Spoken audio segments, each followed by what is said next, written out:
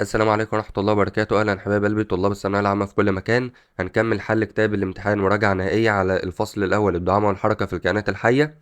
الفيديو الأول أو الجزء الأول كنا حلينا من رقم 1 لرقم 69 اللي هو يعني كان أسئلة جزء الدعامة أو درس الدعامة، وإن شاء الله الفيديو ده هنكمل فيه أسئلة الاختياري كلها من رقم 70 لحد آخر سؤال في أسئلة الاختياري. أسئلة المقال هنخليها ديت في فيديو لوحدها اللي هو هيكون الجزء رقم 3 والجزء الأخير على الفصل الأول الدعامة والحركة. فيلا بينا قبل ما نبدأ الفيديو نصلي كلنا على النبي عشان ناخد حسنات.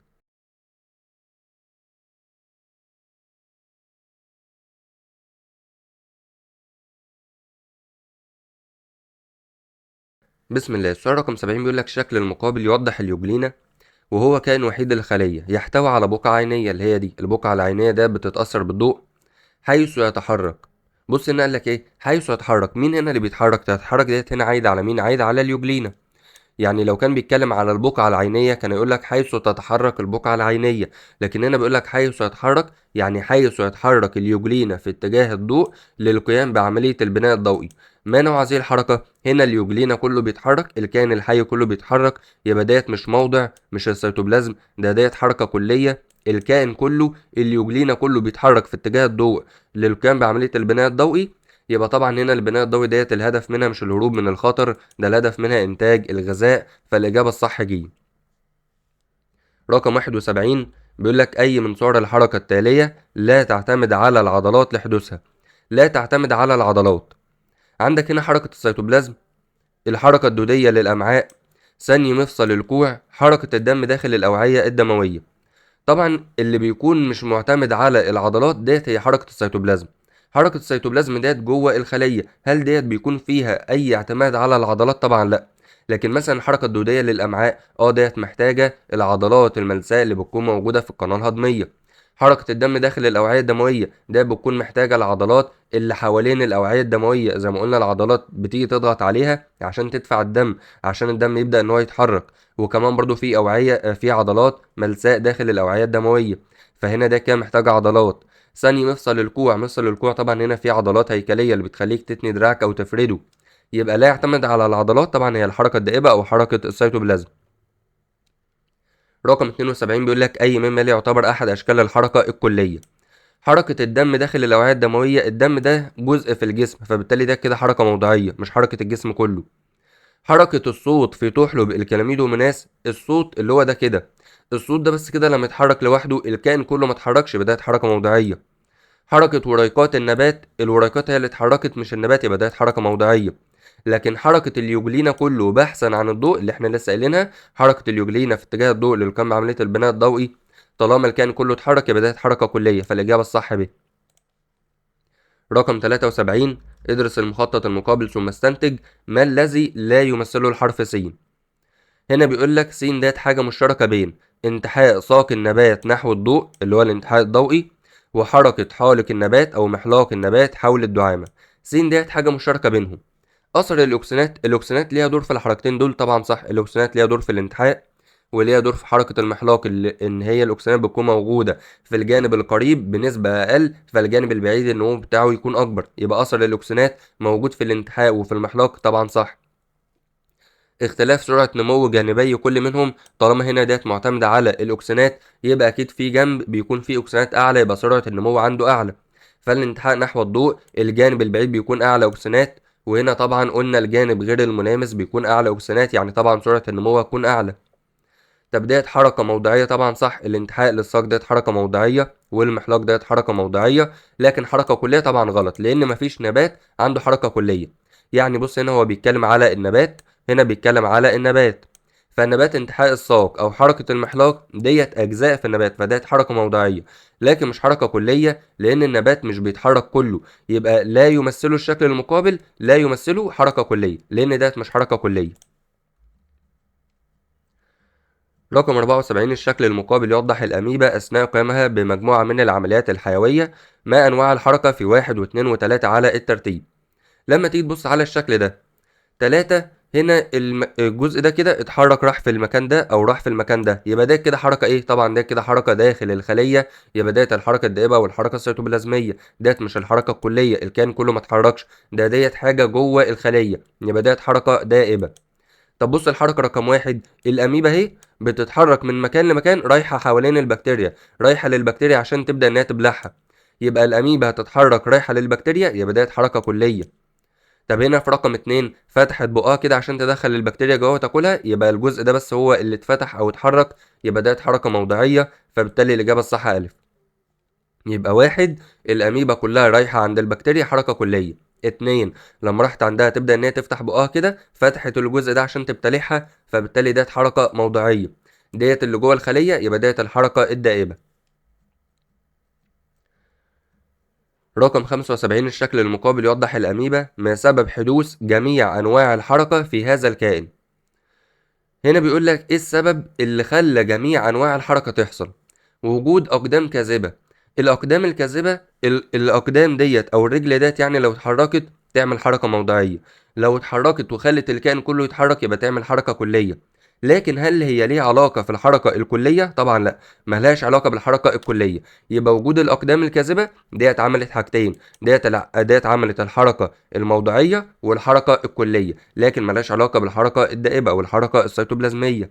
طب حركة العضيات داخل الخلية، هل حركة العضيات ديت هي اللي مسؤولة عن الحركة الكلية أو هي اللي مسؤولة عن الحركة الموضعية؟ طبعا لأ.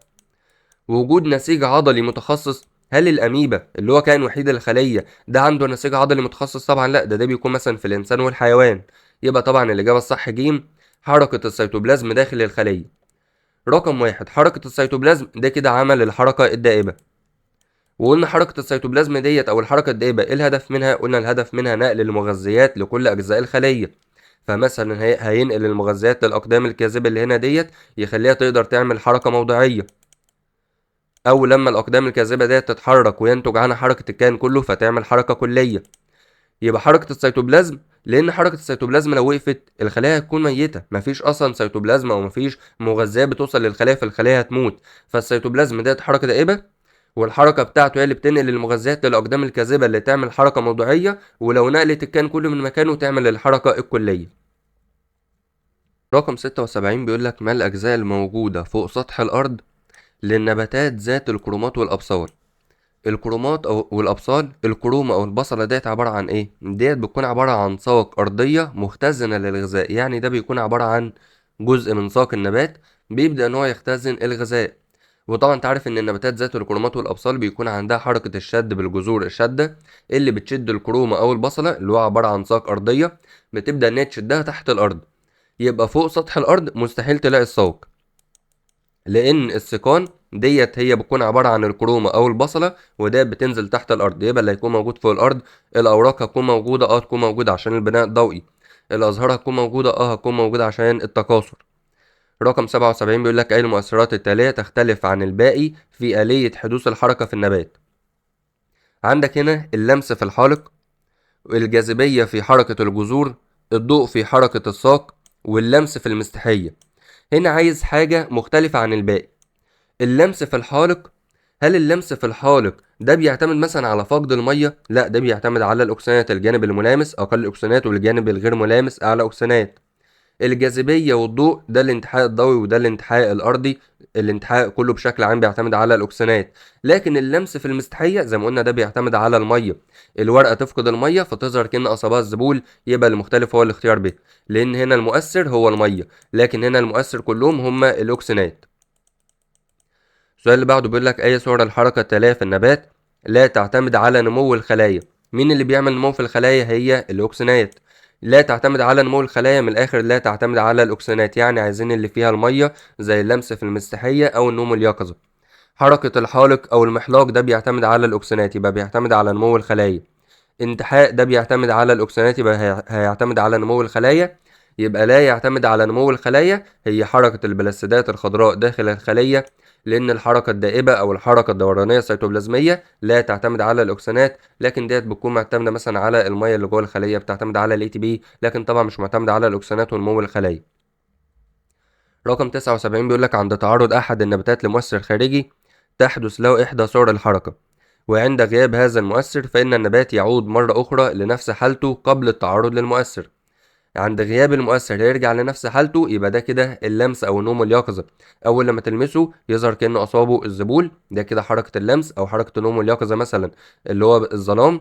وبعد ما يرجع الضوء او زوال المؤثر لما تشيل ايدك من على النبات يبدأ ان هو يرجع تاني للحالة الطبيعية. فالانتحاء لا، الانتحاء ده بيكون بسبب الاكسنات، ده خلاص عمل نمو في الخلايا، ففي جنب خلاص حصل فيه نمو اكبر من الجنب التاني، يبقى ده كده مش هيرجع لنفس حالته. التفاف الحالق حول الدعامة برضو ده مش هيرجع لنفس حالته، لانه خلاص هيكون رسب مواد دعامية. حركة جذور بصلة النرجس برضو لا، لان ديت هي بتنزلها لبعد مناسب تحت الارض. هل مثلا لو الرياح وقفت هتطلع في الارض مرة تانية؟ طبعا لا، هي بتنزل تحت الارض وخلاص بتثبت على كده. يبقى اللي هيرجع تاني لحالته الطبيعية تقارب وريقات نبات الفول ليلا، اول لما الشمس تطلع الصبح هترجع تاني للحالة الطبيعية. يبقى ده كده بزوال المؤثر، يعني برجوع الشمس مرة تانية او برجوع الضوء هيرجع لحالته الطبيعية. رقم 80 من الشكل المقابل من النباتات التي يمثلها كل من س وصاد وعين على الترتيب. هنا لما تيجي تبص على العين، اللي بيميزها حركة بتجعل الساق الأرضية على بعد مناسب، يبقى طبعا ده كده الحركة بالجذور الشادة اللي بتكون موجودة في الأبصال والكرومات، يبقى مش موجودة في المسيحية. فالأبصال تنفع، البازلاء ما تنفعش، الأبصال تنفع. يبقى الإجابة الصح يا إما ب أو يا إما ب أو الإجابة د.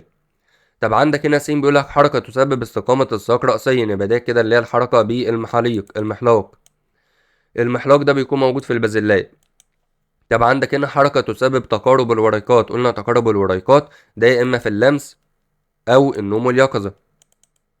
طب هنا أنت عندك الذرة، لا ما قلناش الذرة بيحصل فيه لمس أو نوم واليقظة، يبقى طبعا ده كده هو المستحية بيحصل فيه النوم واليقظة اللي هو بينتج عنه تقارب الوريقات، وده بيدل على نوم النبات، يبقى الإجابة الصح د.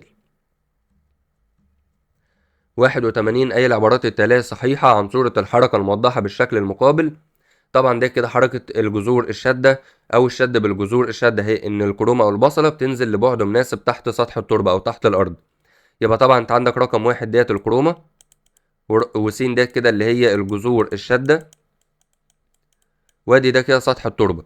هنا بيقول لك الجزء صاد اللي هي الكرومة، هو الجذور الشادة؟ طبعا لا، الجذور الشادة اللي هي تحت ديت اللي هي س، اللي هي طالعة عاملة كده دي كده الجزء ده كده اللي هي س. يتم سحب الجزء س، هيتم سحب الجذور بتقلص صاد الكرومة؟ طبعا غلط، العكس، هيتم سحب صاد الكرومة بتقلص س الجذور. تصل الأجزاء الهوائية لحد مناسب من التدعيم عند المرحلة 4، طبعا صح، لأن هي عمالة تنزل لحد ما وصلت عند 4 وقفت، يبقى 4 ده البعد المناسب. خلال التدرج في العمق من رقم 1 لرقم 4 يقل معدل نمو النبات. هل معدل النبات بيقل؟ طبعا لا، واضح ان هو بيزيد. بص هنا النبات كان صغير، هنا كبر شويه، هنا كبر اكتر، هنا كبر اكتر، يبقى كل ما بتنزل واضح ان معدل النمو بيزيد مش بيقل، يبقى الاجابه الصح ج. رقم 82 من الاشكال المقابله ما صوره الحركه التي تشارك فيها جميع النباتات التي امامك. هنا ده كده الابصال، ديت حركه شد بالجذور الشاده، ديت حركه الشد بالمحلاق. هنا ده كده زي نبات المستحية النوم واليقظة واللمس، ديت برضو الأبصال أهو الجذور الشدة. يبقى هل كلهم بيشاركوا في الشد؟ نبات المسيحية مثلا ملناش إن هو عنده الشد لا بالجذور ولا بالمحاليق. النوم واليقظة قلنا ده مش موجود في الأبصال. عندك اللمس، قلنا اللمس ده في المسيحية مش موجود في الباقي. يبقى طبعا اللي بيميز جميع النباتات الانتحاء. قلنا الانتحاء والحركة الدورانية السيتوبلازمية دول بيحصلوا في كل النباتات، لكن مثلا اللمس في بعض النباتات، النوم اليقظة بعض النباتات، الشد بعض النباتات، لكن الانتحاء ده بيحصل لأي نبات مهما كان، الدورانية السيتوبلازمية بتحصل لأي نبات، يبقى المميز لجميع النباتات الانتحاء. أي مالي مسؤول عن حركة الشد في النبات الموضح بالشكل المقابل؟ طبعا ده حركة الشد بالمحاليق. فمين المسؤول عن حركة الشد؟ عندك المحاليق اللي هو المحلاق رقم 2 والمحلاق رقم 3 والمحلاق رقم 1 و4، طبعا ده كده الدعامة أو الجسم الصلب. يبقى المسؤول عن الشد المحلاق، بس مش أي محلاق وخلاص، لازم يكون محلاق مرتبط بالدعامة. مين هنا المحلاق اللي ماسك في الدعامة؟ هو رقم 1، يبقى الإجابة الصح أ.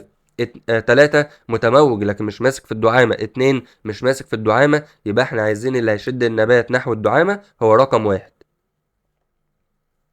رقم 84 أي الحركات التالية في النباتات ليست لها علاقة بالتغير في مستوى الأكسنات.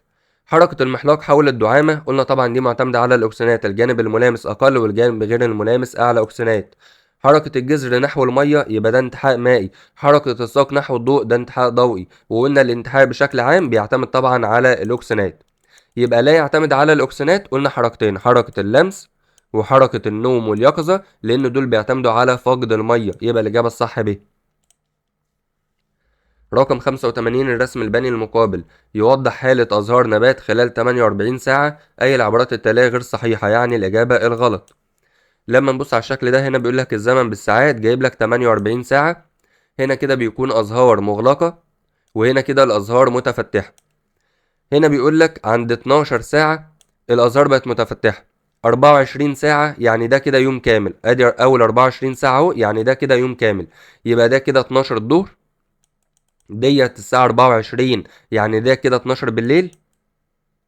ديت 36 يبقى ده كده 12 الظهر تاني يوم. وده 48 يبقى ده كده الساعة 12 بالليل تاني يوم.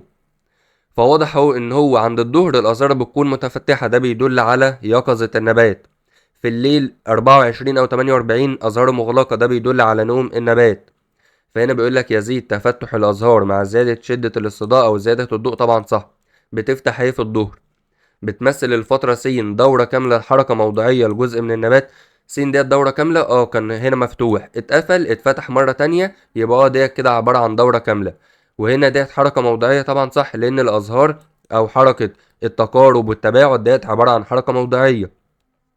لا يتم غلق الأزهار خلال الفترة س، لا اتقفلت هي عند الساعة 24، يبقى ده كده غلط عشان اتقفلت. أقصى تفتح للأزهار يكون في وقت الظهيرة، طبعا صح، عند الظهر بنوصل لأقصى نسبة من الأزهار المفتحة. يبقى كله صح ما عدا الغير صحيحة اللي هي الإجابة ج. لا يتم غلق الأزهار خلال الفترة س، طبعا لا اتقفلت في المرحلة دي. ندخل بعد كده على وظائف الجهاز العضلي في الإنسان. رقم 86 الأشكال المقابلة توضح أنواع العضلات الموجودة في جسم الإنسان. لما نبص عليهم كده طبعا هتلاقي س ديت اللي موجودة في الدراع بداية عضلات هيكلية، وديت العضلات القلبية، وديت العضلات الملساء. وكان تقدر تعرفه من الشكل ديت غير مخططة، ديت مخططة بنواة واحدة، ديت مخططة بأكتر من نواة. ما الوظيفة المشتركة بين العضلات س وصاد وعين؟ الوظيفة المشتركة بينهم كلهم الانتقال. هل كلهم مسؤولين عن انتقال الجسم من مكان لمكان؟ طبعا لا، ديت مثلا الهيكلية، لكن مش كلهم يعملوا انتقال الكائن الحي من مكان لمكان. الحفاظ على ضغط الدم. اللي بيحافظ على ضغط الدم ديت القلبية والملساء اللي بتكون موجودة في الأوعية الدموية. الهيكلية ملهاش دور مباشر في الحفاظ على ضغط الدم. حركة الدم لسه قايلين برضو القلبية والملساء دول ليهم دور مباشر. الهيكلية ديت ليها دور، ولكن هنا دور غير مباشر. فما نقدرش نقول ان هي صح، لان انت عندك اجابة الاصح منها ان المشترك بين العضلات كلهم الانقباض. اي عضلة في الجسم دورها ايه؟ الانقباض والانبساط. يبقى الوظيفة المشتركة بين أي عضلة في الجسم طبعا الانقباض. لكن حركة الدم ممكن لو كان مفيش هنا اختيار الانقباض كنت اختار حركة الدم أو الحفاظ على ضغط الدم. لكن طالما عندك الانقباض يبقى خلاص ذات أكيد هي أصح حاجة، لأن حركة الدم اللي مسؤولة عنها القلبية هي اللي بتدفع الدم، والملساء اللي موجودة في الأوعية الدموية، لأن دول هما اللي بيكون ليهم الدور المباشر. لكن الهيكلية غير مباشر. كمان اصلا انت عندك هنا لو هو بين العضلات س وصاد وعين، هو جيب لك العضلات عين ديت اللي موجوده في الجهاز الهضمي، صاد ديت القلبيه، س ديت اللي في الدراع. هل اللي في الدراع ليه علاقه بالانتقال؟ لا. هل مثلا اللي في القناه الهضميه ليه علاقه بحركه الدم او الحفاظ على ضغط الدم؟ طبعا لا، لانه هنا هو مش جايب لك الملساء اللي كمان موجوده في الاوعيه الدمويه، فما اقدرش اختار حركه الدم والحفاظ على ضغط الدم. رقم 2 بيقول لك ما الذي يميز العضلة س اللي هي العضلة الهيكلية اللي موجودة في الدراع؟ القدرة على الانقباض. أي عضلة تقدر إنها تنقبض، فده مش بيميز العضلة س. الحركة اللا إرادية طبعا ديت هيكلية إرادية. دورها في حركة الدم طبعا لسه ليه ملهاش دور في حركة الدم. يبقى اللي بيميزها عن الباقي عدد الأنوية في الليفة الواحدة، لأن هنا الليفة الواحدة دي نواة 2 3، 3 أنوية. لكن بص هنا هو واحد، هي واحدة. يبقى هنا دول كده هيكونوا كلهم نواة واحدة، لكن ديت بتتميز عن الباقي ان عندها 3 انواع في الليفة الواحدة. ادرس الجدول المقابل ثم حدد ما الوظائف التي يمكن ان تقوم بها هذه العضلات على الترتيب. هنا بيقول لك العضلة س وصاد وعين. عندك العضلة س اول حاجة، تعالى كده نشوف العضلة س ديت هتعمل ايه. ادي العضلة س اهي. اول حاجة بالنسبة للاتصال بالعظام لا تتصل بالعظام. التحكم في الحركة لا إرادية، مكانها بالجسم موجودة في الصدر، يبقى ديت موجودة في الصدر، لا إرادية ولا تتصل بالعضلات. طب تعالى نشوف صاد بعد كده. صاد بيقول لك إن هي اتصال بالعظام تتصل، التحكم إرادية، مكانها بالجسم الصدر. طب عين، عين ديت لا تتصل بالعظام، لا إرادية، مكانها في البطن. يبقى أنت عندك نوعين من العضلات، لا إرادية، لا إرادية، يبقى أكيد سين وعين قلبية وملساء. صاد الوحيدة الإرادية، يبقى صاد ده كده عضلة هيكلية. طب عندك سين لا تتصل بالعظام وعين لا تتصل بالعظام، يبقى واحدة فيهم القلبية واحدة فيهم الملساء. طب هل القلبية بتكون موجودة في البطن؟ طبعا لا، القلبية موجودة في الصدر، يبقى أكيد سين ديت كده هي القلبية، لأن قال لك ديت لا إرادية في الصدر. طب عين ديت لا إرادية في البطن، يبقى ديت كده اللي هي بتكون مثلا موجودة في القناة الهضمية زي الشكل اللي احنا لسه شايفينه من شوية. يبقى س ديت القلبية، القلبية وظيفتها الانتقال؟ طبعا لا. الهضم برضو لا، ديت وظيفتها ضخ الدم. طب صاد ديت هيكلية، الهيكلية اللي بتكون موجودة في الصدر وظيفتها الانتقال؟ طبعا لا، ده الانتقال ديت مثلا العضلات اللي بتكون موجودة في رجلك مش في الصدر، فبالتالي ديت كده هيكون وظيفتها حركة الضلوع. ديت العضلات اللي بتكون موجودة في الضلوع واللي موجودة في الحجاب الحاجز والصدر. طب عندك عين ديت اللي هي العضلات الملساء اللي موجودة في البطن زي ما قلنا في التجويف أو في القناة الهضمية، فطبعا ديت كده بيكون وظيفتها الهضم، يبقى الإجابة الصح ديت. ندخل بعد كده على تركيب الجهاز العضلي في الإنسان رقم 88. بيقول لك أي الأشكال المقابلة يتواجد فيها خيوط الإكتين والميوسين معا. قلنا الخيوط يبقى ده كده عضلات مخططة، وقلنا العضلات المخططة ديت حاجتين، اللي هي العضلات الهيكلية اللي فيها أكتر من نواة، والعضلات القلبية اللي بيكون فيها نواة واحدة. لكن الملساء ديت ما بيكونش فيها خيوط الإكتين والميوسين، يبقى يكون رقم 1 و2 فقط اللي هي الإجابة ج. 89 في الشكل المقابل ماذا يمثل الجزء المشار إليه بالحرف إكس؟ هنا لما تبص على الحرف اكس هتلاقيها من خط داكن زد لخط داكن زد، يبقى ديت القطعه العضليه الساركومير. ادي ديت منطقه مضيئه، الداكنه شبه المضيئه، الداكنه المضيئه، خط داكن زد، فديت من خط داكن زد لخط داكن زد، يبقى هنا كده هو مشاور على القطعه العضليه كلها. فديت مش منطقه مضيئه، مش منطقه معتمه، مش منطقه شبه مضيئه، ده هنا هو مشاور على القطعه العضليه كلها. رقم 90 أي مما يلي لا ينطبق على النسيج الذي يظهر بالشكل المقابل. أول حاجة في خطوط، يبقى ديت عضلات مخططة القلبية أو الهيكلية، نواة 2 3 أكتر من نواة في الليفة الواحدة، يبقى ده كده هي الهيكلية. فهنا بيقول لك لا ينطبق عليه، تنتقل منه الحركة عن طريق الأوتار إلى العظام. طبعا صح، قلنا العضلات ماسك فيها وتر بينقل الحركة إلى العظام، يبقى ده صح. يزيد في عدد الأنوية عن عدد الخلايا، طبعا صح، لأن الخلية الواحدة زي ما أنت شايف فيها أكتر من نواة. فمثلا لو في خلية واحدة في 3 أنوية، 2 هيبقوا 6، 3 هيبقى 9، وهكذا، فدايما عدد الأنوية هيكون أكبر. توجد الأنوية في مركز الخلية؟ طبعا لا، يعني أنت عندك الخلية اهي، هل هي موجودة في المركز بس؟ لا، موجودة على الطرف ده وموجودة هنا وموجودة هنا وهنا، لأن في أكتر من نواة. مركز الخلية لو هي نواة واحدة زي العضلات الملساء، يبقى ده غلط. يتحكم في حركة العظام عند المفاصل عن طريق الأوتار؟ طبعا ديت صح، يبقى كله صح ما عدا الغلط اللي هي الإجابة ج. الأنواع في مركز الخلية ديت غلط، لأن ده بتكون موجودة مثلا في العضلات الملساء زي الشكل ده كده، بتلاقي الخلية اهي في النص بالظبط في النواة، لأن هي نواة واحدة فتكون موجودة في المركز. رقم 91 أي مما يلي ليس من الخصائص المميزة لخطوط زد. الخطوط الداكنة زد ديت عديمة الحركة؟ طبعا غلط، بتتحرك، بتقترب من بعضها. تتصل بالاكتين؟ هي متصلة بالاكتين. بتنصف المنطقة المضيئة؟ هي بتكون موجودة في النص. عمودية على محور الليفة العضلية؟ برضو صح، ادي محور الليفة العضلية اهو، هي بتكون جاية كده عمودية، يعني ما بتكونش موازية للمحور، لا هي بتكون جاية كده عمودية. فبالتالي طبعا كله صح ما عدا ليس من خصائصها عديمة الحركة اللي هو الاختيار ألف، لأن هي بتتحرك لما الرابط المستعرضة بتشد الإكتين، فبرضو الخطوط الداكنة زد بتقرب من بعضها البعض. رقم 92 من الجدول المقابل إذا كانت س وصاد مواد بروتينية موازية لمحور الليفة العضلية. لسه قايلين الموازي يا إما خيوط الإكتين الرفيعة أو خيوط الميوسين السميكة، لكن خطوط الداكنة زد بتكون عمودية، يبقى كله موازي ما عدا خط داكن زد. هنا أنت عندك ديت 12 نانومتر وديت 8، يبقى طبعا ديت خيوط بروتينية سميكة، يبقى ده كده الميوسين، وديت خيوط بروتينية رفيعة، يبقى ده كده الإكتين.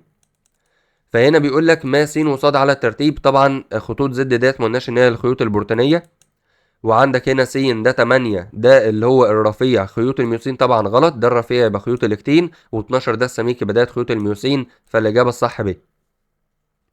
ندخل بعد كده على جزئية الانقباض العضلي. رقم 93، يتم انقباض العضلة تحت تأثير. انقباض العضلة ده بيكون تحت تأثير انزيمي؟ طبعا لا، ده الانزيم اللي هو انزيم الكولينستريز هو اللي بيرجعها للحالة الطبيعية، يعني ده بيمنع الانقباض. انزيمي غلط. عصبي فقط ولا عصبي كيميائي؟ طبعا عصبي اللي هو الاستايلكولين، او يعني التنبيه العصبي اللي بيكون جاي. فعصبي فقط ما اقدرش اقول فقط، ليه؟ لان في مواد كيميائيه. الاستايلكولين اصلا الناقل العصبي ده بيكون عباره عن مواد كيميائيه ناقله. يبقى التاثير العصبي اللي هو السيال العصبي اللي بيكون جاي. السائل العصبي ده اول لما بيجي بيخلي ايونات الكالسيوم اللي هي عباره عن مواد كيميائيه تحرر الناقل العصبي للسيلكولين اللي هي عباره عن مواد كيميائيه، يجي على المستقبلات يدخل ايونات الصوديوم، فبالتالي هو بيكون تحت تاثير عصبي كيميائي. عصبي اللي هو التنبيه العصبي اللي بيكون جاي او الاشاره العصبيه، الكيميائي اللي هي المواد الكيميائيه الناقل العصبي زي الستايلكولين. رقم 94، الشكل المقابل يوضح العلاقه بين الثلاث اجهزه اللي بتساهم في الحركه. إذا كان س بيمثل أحد العناصر الكيميائية التي لها دور في الثلاث أجهزة، ما الذي يمثله الحرف س؟ إحنا قلنا الثلاث أجهزة اللي بتساهم في الحركة ديت أنهي أجهزة؟ قلنا طبعا عندك الجهاز العضلي، والجهاز العصبي، والجهاز الهيكلي. الجهاز الهيكلي العظام، والعضلي العضلات طبعا، والأعصاب اللي هتبعت للعضلة. فهنا بيقول لك س ديت أحد العناصر الكيميائية، زي مثلا خدنا الصوديوم، خدنا الكالسيوم، خدنا البوتاسيوم، دول اشهر عناصر خدناها، ليها دور في الثلاث اجهزه. هل الصوديوم ليه دور في العصبي؟ ليه دور في العصبي وليه دور في العضلي، لكن ما قلناش الصوديوم ليه دور في الهيكلي، ما قلناش ان هو ليه دور في العظام. البوتاسيوم نفس الكلام، ليه دور في العضلي والعصبي، ما قلناش ان هو ليه دور في الهيكلي في العظام. يبقى طبعا ده يكون الكالسيوم. الكالسيوم ده بيدخل جوه الاعصاب عشان يخرج الناقل العصبي للسيركولين، وجوه العضلات بيكون الرابط المستعرضه، وكمان في الهيكلي هو اللي بيكون موجود في العظام بيديها القوه والصلابه. يبقى طبعا ده يكون الكالسيوم اللي هو الاجابه ب. الكلور نفس الكلام، موجود في العصبي والعضلي، بيكون موجود داخل الغشاء وبره الغشاء عشان يعني هو اللي بيعمل التركيز السالب للايونات، لكن طبعا نفس الكلام مش موجود في الهيكلي.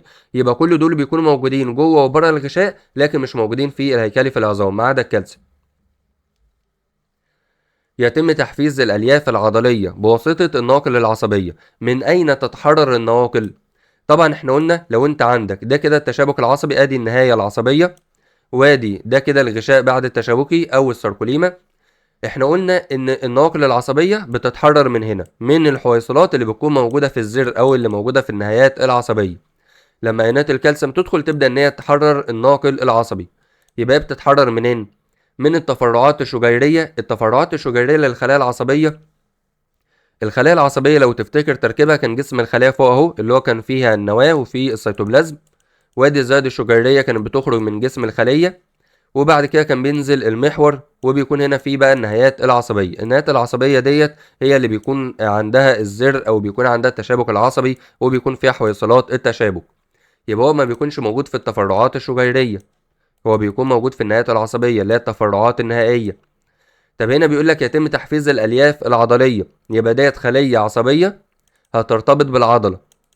طب هترتبط بالعضلة عشان تعمل حاجة حسية ولا تعمل حاجة حركية؟ طبعا اللي رايحة للعضلة قلنا اللي بتروح لأعضاء الاستجابة زي الغدد والعضلات ديت هي الخلايا العصبية الحركية. هي رايحة بأمر للعضلة عشان تنقبض وتعمل الحركة، يبقى أكيد ديت مش خلايا حسية، ديت خلايا حركية اللي هي الإجابة دي. لو تفتكر برضو انواع الخلايا العصبيه، كان في خلايا عصبيه حسيه ديت هي اللي بتاخد الامر مثلا او بتاخد المعلومات اللي استقبلتها، زي مثلا العين او الاذن اللي هي الحاجات الحسيه، وتبدا انها توصلها للجهاز العصبي المركزي المخ والحبل الشوكي عشان يصدروا الاوامر. وكان في الخلايا الموصله اللي بتوصل للخلايا الحسيه الحركيه. الحركيه بقى بتاخد الاوامر من المخ والحبل الشوكي تروح بيها للغدد والعضلات. يبقى الحسيه ديت ما بتروحش للعضله، ديت بتكون جايه من العين مثلا، من اعضاء الحس بتاخدها، بتاخد المعلومات ديت توديها للمخ عشان يحللها ويصدر الاستجابة المناسبة. رقم 96، اي ممالي بيمثل الشكل التخطيطي الصحيح للقطعة العضلية عندما يعمل انزيم الكولينستريز في الوصلة العصبية العضلية. انزيم الكولينستريز ده بيرجع العضلة للحالة الطبيعية اللي هي حالة الانبساط، وطبعا كده هيفصل الرابط المستعرضة عن خيوط الاكتين. هنا الرابط المستعرضة اهي طالعة من الميوسين للاكتين يبقى غلط، لسه طالعة يبقى غلط، لسه طالعة يبقى غلط، لكن بص هنا ما بقتش مرتبطة بالاكتين، يبقى ديت الحالة الطبيعية. الشكل التالي يوضح الاتصال العصبي بين النخاع الشوكي وبعض أعضاء الجسم. أي التراكيب التالية عضلاته لا تنقبض ولا تنبسط. عضلاته لا تنقبض ولا تنبسط. لما بص على الشكل ده، الأعصاب طالعة هنا رايحة على المثانة البولية. الشكل ده كده المثانة البولية، وطبعا ده كده الحالب وده الحالب، يبقى دول حالبين داخلين على المثانة البولية.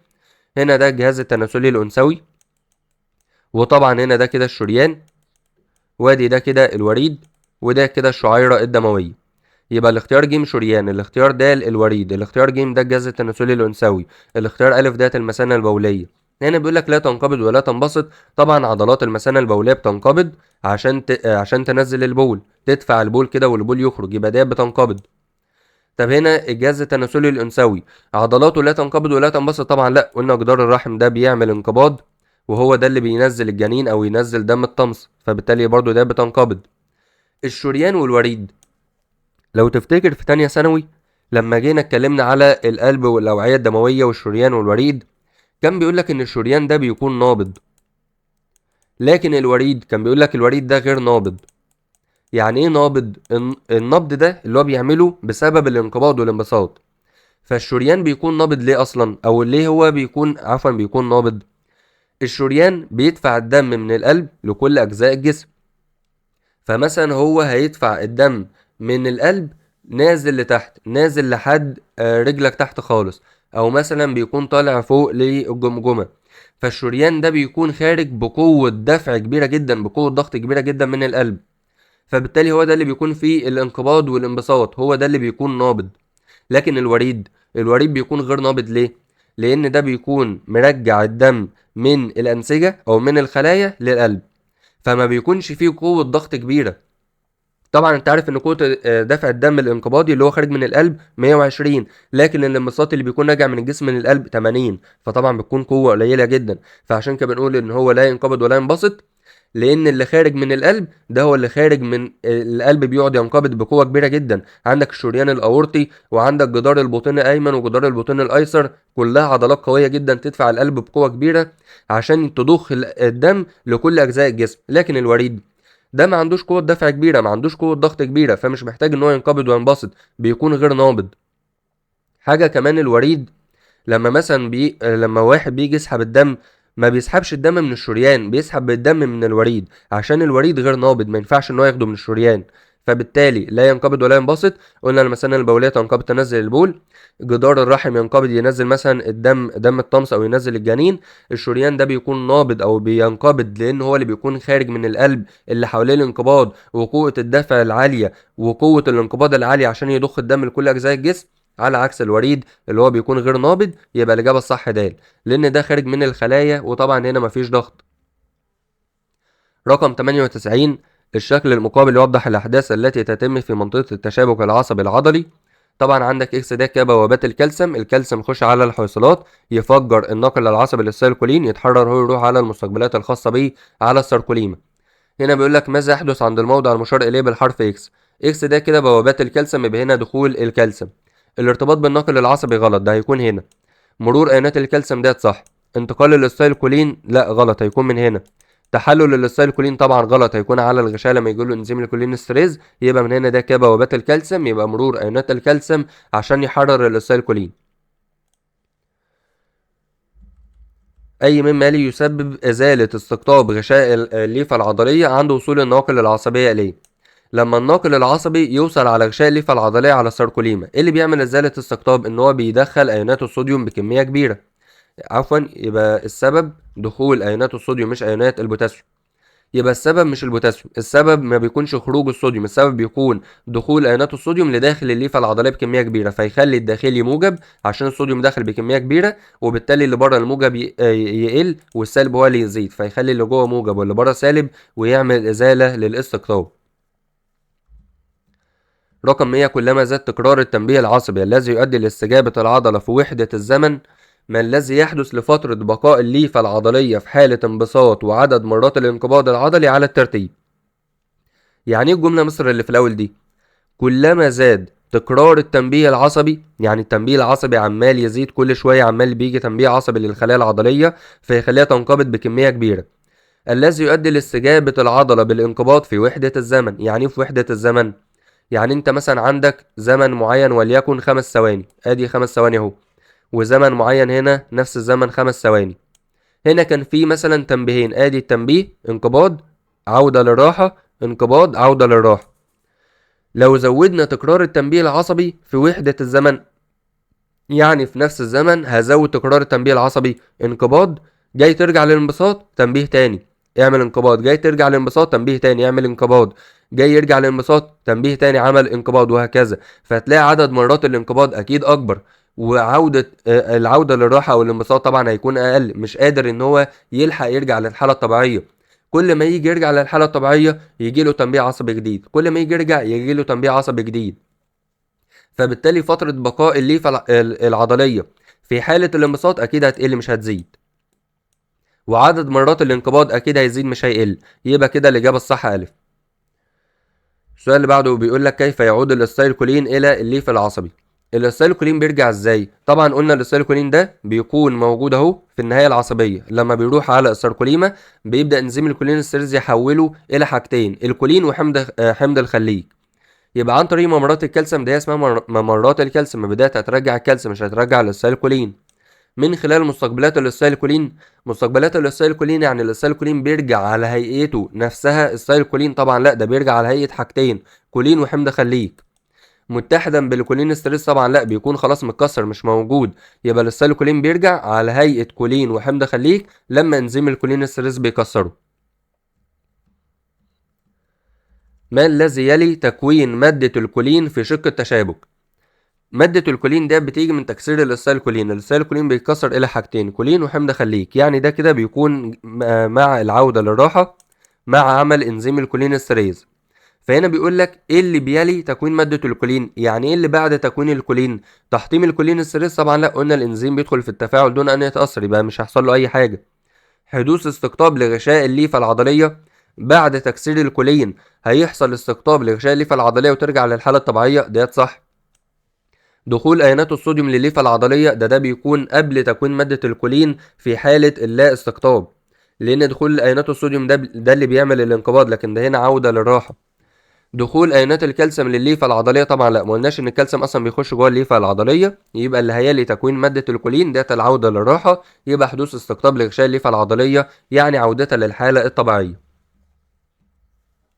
رقم 103، أي التغيرات التالية لا يمكن أن يحدث عند تعدد مرات انقباض العضلة التوأمية أثناء ممارسة المشي؟ وانت ماشي عمال تعمل انقباض في عضلات رجلك، فالعضلة التوأمية عمالة تنقبض تنقبض تنقبض، يبقى كده هيحصل إجهاد عضلي، فبالتالي كده أكيد إنتاج حمض اللاكتيك هيزيد مش هيقل. فهنا بيقولك إنتاج حمض اللاكتيك هيقل، طبعا غلط، ده لازم يزيد عشان يحصل إجهاد عضلي. استهلاك الأكسجين أكيد فعلا لازم هيزيد عشان يبدأ ياخد الجلوكوز يأكسده ويطلع طاقة. عدد جزيئات الاي تي بي، هنا بنقول عدد مرات الانقباض عمال بيزيد، وانت عمال بتستهلك الاكسجين، يبقى الاكسجين هيخلص وبالتالي هتلجأ للتنفس اللاهوائي اللي بيكون عدد الاي تي بي فيه قليل. انتاج ثاني اكسيد الكربون برضه هيزيد مع استهلاك الاكسجين. ازاي يا مستر؟ لان الاكسجين ده انت لما بتستهلكه في اكسده الجلوكوز اللي هو في التنفس الهوائي، الجلوكوز اللي هو C6H12O6 مع الاكسجين، استهلاك الاكسجين هو بيزيد، ده بيطلع ايه؟ ده بيطلع 38 اي تي بي اللي هي الطاقه، زائد ميه H2O زائد ثاني اكسيد الكربون. يبقى كل ما تستهلك الاكسجين كل ما هينتج عنها ثاني اكسيد الكربون، يبقى فعلا هيزيد استهلاك الاكسجين فقدام هيزيد انتاج ثاني اكسيد الكربون، الطاقه هتقل عشان انت هتستهلك الاكسجين هيقل ويحصل التنفس اللاهوائي، انتاج حمض اللاكتيك هيزيد مش هيقل عشان ده كده هيكون فيه اجهاد عضلي. يبقى لا يمكن ان تحدث الا الاجابه ب. حمض اللاكتيك هيقل طبعا لا، ده هيقل ديت عند الراحه، لكن وانت عمال تنقبض حمض اللاكتيك واحد مره على مره على مره هتلاقيه عمال بيزيد، يعني الاجابه الصح ب، فهو هيزيد مش هيقل. 104 بيقول لك اي مما يلي لا يمكن حدوثه خلال اداء نشاط عضلي. اداء نشاط عضلي لسه قايل لك ان انت بيكون عندك اكسده الجلوكوز، فبتجيب الجلوكوز مع الاكسجين بيطلع طاقه 38 اي تي بي والميه وثاني اكسيد الكربون. الطاقه اللي بتكون طالعه ديت في جزء منها طاقه حراريه فبترفع درجه حراره الجسم، عشان كده بيقول لك مثلا وانت بتلعب او وانت بتجري لازم لما تيجي تقعد ما تكونش مثلا لابس هدوم خفيفه على طول عشان ما يجيلكش برد. ليه؟ لان انت بتعمل اي تمارين رياضيه الجسم بيكون سخن، فالطاقه اللي بتطلع ديت بيكون في جزء منها طاقه حراريه بترفع درجه الحراره، فبيحصل ارتفاع درجه حراره العضلات. طبعا ديت صح. انخفاض استهلاك الاكسجين طبعا لا، احنا لسه قايلين هيزيد عشان يجيب الطاقه الاي تي بي اللي تخلينا نقدر نعمل النشاط العضلي. زياده الامداد الدموي للعضلات عشان يكون فيه اكسجين ويعمل التنفس الهوائي يبقى برضو صح. زياده استهلاك الجلوكوز عشان الطاقه برضو صح. يبقى كله صح ما عدا الغلط، انخفاض استهلاك الاكسجين طبعا هيزيد. السؤال اللي بعده رقم 105 بيقول لك الشكلين اكس وواي يوضحان شخص يقبض بعارضة معدنية مثبتة أفقيا ليحرك جسمه الأعلى ولأسفل. ماذا يحدث للعضلتين 1 و2 والمفصلين 3 و4 عند التحرك من الوضع اكس للوضع واي؟ ديت كده اللي هي العقلة. مسك في العقلة اهو وبدأ ان هو يطلع كده لفوق. يبقى هو كده كل الحركة ديت موجودة على عضلات الدراع. العضلات اللي موجودة في الشكل اللي قدامنا ده رقم 1 ورقم 2. يبقى هنا احنا هنتكلم دلوقتي على رقم 1 ورقم 2. بيقول لك هنا ايه اللي هيحصل للعضلتين 1 و2 والمفصلين 3 و4 لما تتحرك من اكس لواي. انت لما اتحركت من اكس لواي بص هنا هو بالوضع ده كده راح جاي رافع دراع بالشكل ده، يبقى هو مكبر العضلة اللي قدام، يعني عامل انقباض في العضلة رقم 1. العضلة ديت منقبضة يبقى اكيد اللي وراها هتكون منبسطة، يبقى رقم 2 ديت هيكون عندها انبساط. يبقى العضلة رقم 1 ديت انقباض والعضلة رقم 2 ديت انبساط. المفصل رقم 3 والمفصل رقم 4 مين هنا اللي هيتحرك؟ لما تبص على المفصل اللي هو رقم 4 اللي هو مفصل الكوع، بص هنا كان مفرود، راح جاي هنا تنى دراعه بالشكل ده، بعد ما كان مفرود راح جاي منزله لتحت كده، يبقى المفصل رقم 4 اتحرك. يبقى المفصل رقم 4 لا يحدث حركة، طبعا غلط، هيحدث حركة. طب عندك هنا المفصل 3، طبعا برضو المفصل 3 كان هنا في الوضع ده كده، راح جاي طلع لفوق شوية كده، القبة اللي فوق ده كده، يبقى برضو هنا وعمل حركة. يبقى المفصل 3 و4 الاتنين اتحركوا. المفصل 3 اللي هو الكوع كان مفروض هنا كده راح جاي نازل لتحت، وده هنا كده برضو هنا راح جاي طالع لفوق بالشكل ده كده. يعني انت حتى لو عايز تقيس على نفسك افرد دراعك بالشكل ده كده زي اكس كده، وابدا ان انت اتني دراعك لفوق كده، هتحس ان مفصل الكتف بيتحرك لفوق ومفصل الكوع اتحرك ونزل لتحت. وطبعا العضله اللي فوق اللي هي رقم 1 هتلاقي ده تقل حجمها كبر وبقت ناشفه، حصل فيها انقباض، واللي ورا اكيد حصل فيها انبساط. يبقى الاجابه الصح ب. بالاستعانة بالشكل التالي أي الاختيارات بالجدول بيحدد كيف تتسبب العضلة ذات الرأسين اللي هي إكس والعضلة ذات الثلاث رؤوس اللي هي واي بتسبب الحركة عند مفصل الكوع. إزاي بيسببوا الحركة؟ لما تيجي تعمل حركة في مفصل الكوع، يعني أنت تروح جاي تاني دراعك، هتتني دراعك بالشكل ده كده عشان تعمل حركة في مفصل الكوع، فبالتالي كده أنت هتعمل انقباض في العضلة اللي فوق اللي هي العضلة الأمامية ديت اللي هي العضلة إكس. طالما ديت حصل فيها انقباض يبقى أكيد واي ديت هيحصل فيها انبساط. فبالتالي العمل في العضلة اكس، العضلة اكس ديت انت لما تيجي تعمل فيها انقباض، بص هنا واجيب لك الحالتين تاني الدراع وفرد الدراع. تعالى نمسك كده الاولى اللي احنا قلناها اللي هي تاني الدراع. لما انت تيجي تتني دراعك هتلاقي العضلة اللي فوق ديت هي اللي حجمها كبر والعضلة اللي ورا هيكون حجمها صغير. يبقى العضلة اللي فوق ديت هي اللي هيحصل فيها انقباض. يبقى العضلة اكس ديت لما يحصل فيها انقباض يبقى انت كده هتتني دراعك. عايز تعرفها؟ افرد دراعك بالشكل ده كده وبعدها تعالى تني دراعك. لما تتني دراعك هتلاقي العضلة اللي فوق انقبضت. عايز تفرد دراعك هتلاقي العضلة اللي فوق بعد ما كانت منقبضة هترجع تاني للانبساط. يبقى لما هتعمل انقباض في العضلة اكس كده انت بتتني الدراع مش بتفرده، ولما تعمل فيها انبساط يبقى انت كده هتفرده. يبقى الانبساط تاني دراع؟ طبعا لا، الانبساط هتفرد الدراع. يبقى انت لما تعمل فيها انقباض هتتني الدراع ولا تفرده؟ طبعا مش هتفرده، قلنا لما تعمل في العضله اكس ديت انقباض هتتني الدراع، لكن الانبساط هيفرد الدراع. العكس اكيد هيكون في العضله واي. انت هنا اكس ديت كده لما جيت تتني دراعك عملت فيها انقباض، يعني عملت بدايه انبساط، يبقى واي ديت لما تعمل فيها انبساط دراعك هيتني، يبقى هيكون يعني العكس. فبالتالي هنا بيقول لك اهو لما هتعمل فيها انبساط، احنا قلنا لما هتعمل فيها انبساط دراعك هيتني، لكن لما تعمل فيها انقباض هتلاقي دراعك عمال بيتفرد. يبقى لما تعمل فيها انقباض هيفرد الدراع، ديت صح. لما تعمل فيها انقباض هتتني الدراع، لا، لما تعمل فيها انقباض هتفرد الدراع. لما تعمل فيها انقباض هتفرد الدراع، ديت صح، بس احنا قلنا الجزء ده غلط يبقى جيم غلط. لما تعمل فيها انبساط هتتني الدراع، برضو ديت صح، بس احنا قلنا برضو الجزء ده غلط، يبقى الاجابه الصح هي الف. يبقى الاسئله زي ديت طبق على طول على ايدك. دلوقتي اهو افرد دراعك، حط ايدك على العضله اللي فوق والعضله اللي تحت، تعالى كده اتني دراعك، وانت بتتني دراعك هتلاقي العضله اللي فوق هي اللي كبرت، هي اللي حصل فيها انقباض، وبالتالي اللي تحت حصل فيها انبساط. قلت لك اي عضلتين بيكونوا عكس بعض طالما في نفس المكان. يبقى انا فارد دراع اهو، اتني الدراع وحط ايدك يعني كلبش كده بايدك على الجزء اللي فوق والجزء اللي تحت من عند العضد كده، اطلع بدراعك لفوق هتلاقي العضله اللي فوق هي اللي بتكبر، افرد هتلاقي العضله اللي فوق عماله بترتخي، والعضله اللي تحت هي اللي بتنشف، هي اللي بيحصل فيها انقباض. 107 بيقول لك من الشكل المقابل اي العبارات صحيحه. انقباض ديت العضله اللي هي الخلفيه س، والعضله الاماميه اللي هي ص، وعين ديت عظمه العضد، وعندك لام ديت اللي هي عظمه الزند. قلنا اللي بتكون مكمله لجوه ديت هي عظمه الزند، لكن القعبره ديت بتكون واقفه هنا كده، ما بتكونش طويله، ما بتكونش داخله لجوه. فهنا لام ديت كده قلنا هي عظمه الزند، وعين ديت هي عظمه العضد، وصاد وسين دول العضلات، ديت العضله الاماميه ودي العضله الخلفيه. هنا بيقول لك انقباض العضله س، انقباض العضله س اللي هي الخلفيه، لسه قايل لك اهو طبق على نفسك على طول. تعالى كده دلوقتي وانت تاني دراعك، اعمل انقباض في العضله اللي تحت اللي هي العضله س، كل ما تعمل فيها انقباض بتلاقي دراعك بيتفرد، يؤدي لانثناء الساعد. انثناء ديت اللي هي التانية. هل انقباض العضله س ده بيؤدي لانثناء الساعد؟ طبعا غلط، ده بيفرد الساعد، بيفرد الدراع، بينما انقباض العضله ص بيؤدي الفرد، وطبعا غلط العكس. قلت لك ص ديت هي اللي لما بتعمل فيها انقباض بتلاقي دراعك بيتني، يبقى صاد ديت هي اللي هتعمل انثناء للساعد، او هي اللي بتعمل انثناء للدراع يعني، فبالتالي ديت غلط العكس. عين ديت عظمة العضد، ولام عظمة القعبرة، طبعا لا، لام ديت عظمة الزند. انقباض العضلة س اللي هي الخلفية، قلنا الخلفية ديت لما بتعمل فيها انقباض الدراع بيتفرد، ده بيؤدي لانبساط العضلة ص، طبعا صح، قلت لك الاتنين عكس بعض، فلو ديت منقبضة هتبقى ديت منبسطة، لو ديت منقبضة هتبقى ديت منبسطة، الاتنين عكس بعض، فانقباض س يؤدي لانبساط ص. وجود الأربطة بيمنع الاحتكاك، هل الاحتكاك بين العظام بيتمنع بالأربطة؟ طبعا لا، بيتمنع بالغضاريف، فالإجابة الصح ج. أي مما يأتي يعبر بشكل صحيح عن حالة كل من العضلة س والعضلة ص على ترتيب.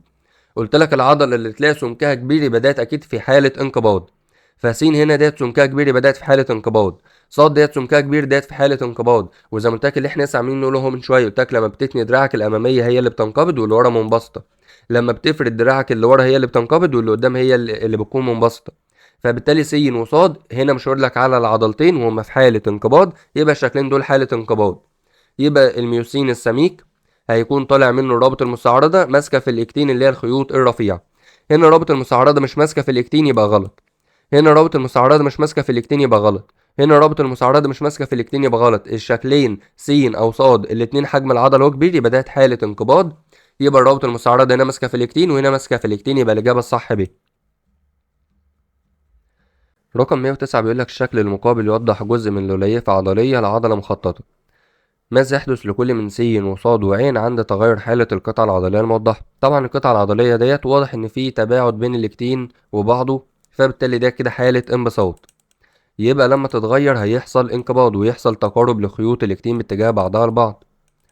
فهنا انت عندك المنطقة عين ديت من بداية الاكتين مع الميوسين، اكتين الميوسين، يبقى طبعا ده كده المنطقة الداكنة ايه، وعندك صاد ديت كده فيها الميوسين فقط، يبقى ديت المنطقة شبه المضيئة اتش.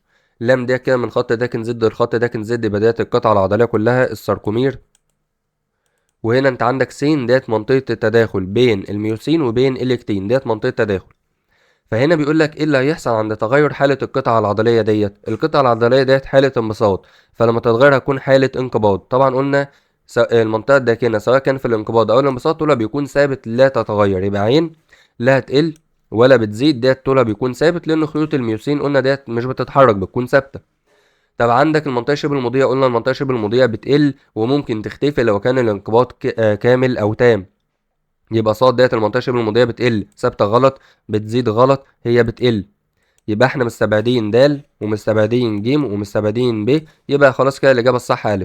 طبعا عندك لام القطعة العضلية كلها طبعا بتقل، طولها بيقل لأن خطوط زد بتقرب من بعضها والإكتين بيقرب من بعضه، فبالتالي كده أكيد لام القطعة العضلية بتقل. وعين المنطقة ده كده قلنا دي بتكون ثابتة. وعندك صاد المنطقة شبه المضيئة هتقل. س ديت التداخل بين الاكتين والميوسين هيزيد، ليه بقى هيزيد؟ تعال نرسم كده شكل هنا، احنا خلاص عرفنا ان الإجابة أ، فلو حد خلاص فهم الإجابة قدم كام ثانية، لو عايز تفهم بقى بالتفصيل وبالرسم استنى معانا ان شاء الله هنقولها على طول. ادي خطوط زد اهي، ده كده حالة الانبساط، فادي ده كده خيوط الاكتين الرفيعة، ادي خيوط الاكتين الرفيعة، وادي ده كده خيوط الميوسين السميكة، هنا هو بيسألك على منطقة التداخل اللي هي المسافة ده كده اللي هي فيها الاكتين والميوسين. تعالى كده نشوف لما يحصل انقباض. لما يحصل انقباض هنجيب خط داكن زد ده ونجيب خط داكن زد ده نقربهم هنا كده من بعض. فأول حاجة كده القطعة العضلية السيركومير طولها هيقل. طب ادي الخيوط الميوسين اهي، طبعا طولها ثابت، وادي خيوط الميوسين طولها ثابت. الاكتين بعد ما كان موجود على الطرف هنا، لا انت تخرته شويه كده بقى باتجاه بعضها البعض، يبقى طبعا كده الاكتين هيبقى لجوه شويه. وعشان كده المنطقه شبه المضيئه زي ما قلنا هتقل. بعد ما كانت المنطقه شبه المضيئه كبيره، لا دلوقتي بقت صغيره هتقل.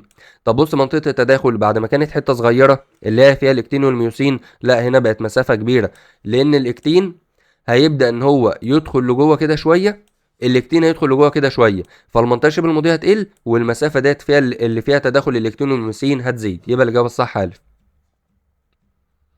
110 بالاستعانة بالشكل المقابل أي ممالي صحيح أثناء الانقباض العضلي. طبعا ديت خيوط سميكة أهي اللي هو خيط الميوسين، يبقى صاد ده كده اللي هو الخيط نفسه اللي هو خيط الميوسين، س ديت اللي هي الخطاطيف اللي طالعة عليه، يبقى ديت الروابط المستعرضة. فهنا بيقول لك س متحرك، الروابط المستعرضة ديت متحركة ولا ثابتة؟ صاد بيتصل بالاكتين، س بينفصل عن الميوسين. طبعا س الروابط المستعرضة بتخرج من الميوسين مش بتنفصل عنه. صاد اللي هو الميوسين بيتصل بالاكتين، طبعا لا اللي بيتصل اللي هي الخطاطيف الروابط المستعرضة. صاد اللي هو الميوسين متحرك، طبعا لا ده بيكون ثابت، يبقى صاد الميوسين ثابت، س الروابط المستعرضة هي اللي بتتحرك وبتمسك في الاكتين. 111 أي مما يلي بيمنع اتصال خيط الاكتين بالروابط المستعرضة. غياب أيونات الكالسيوم داخل الليفة العضلية ديت تمنع الاتصال. زيادة الصوديوم ده كده هيزود الانقباض يعني يخلي فيه اتصال. نشاط مستقبلات الاسيلكولين ده هيخلي فيه انقباض ويخلي فيه اتصال. زيادة تركيز الأكسجين يعني هيخلي فيه طاقة ويخلي فيه اتصال.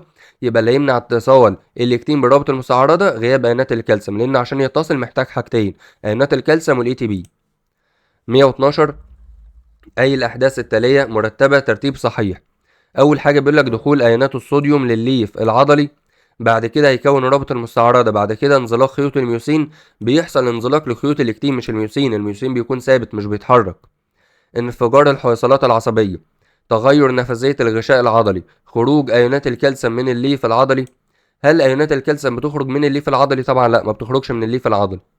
انقباض عضلي، بعد كده تكسير جزيئات الاي تي بي، فصل الرابط المستعرضة. الانقباض العضلي حصل انقباض، نكسر الاي تي بي نطلع منه طاقة تفصل الرابط المستعرض عشان ترجع للحالة الطبيعية.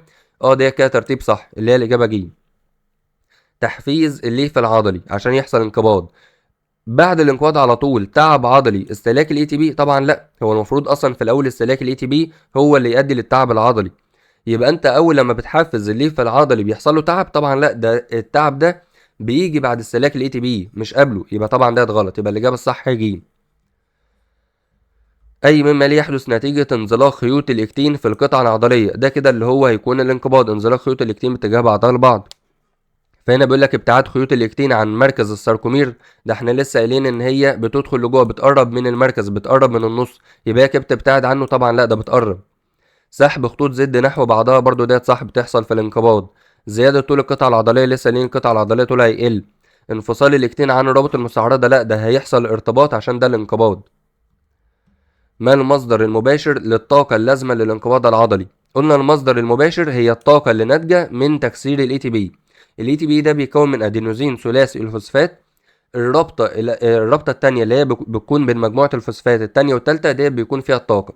لما بنكسر الرابطه ديت وتكسر الاي تي بي وتحوله الى الاي دي بي اللي هو ادينوزين ثنائي الفوسفات، ده بيطلع الطاقه اللي بتستخدم بشكل مباشر في العمليات الحيويه.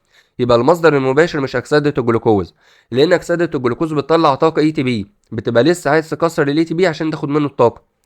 يعني الطاقه اللي بتطلع من الجلوكوز بتكون طاقه الخلايا ما تقدرش تستخدمها، فعشان تستخدمها بتحطها في الاي تي بي وبعد كده تكسر الاي تي بي اللي بيطلع منه الطاقه القابله للاستخدام بشكل مباشر.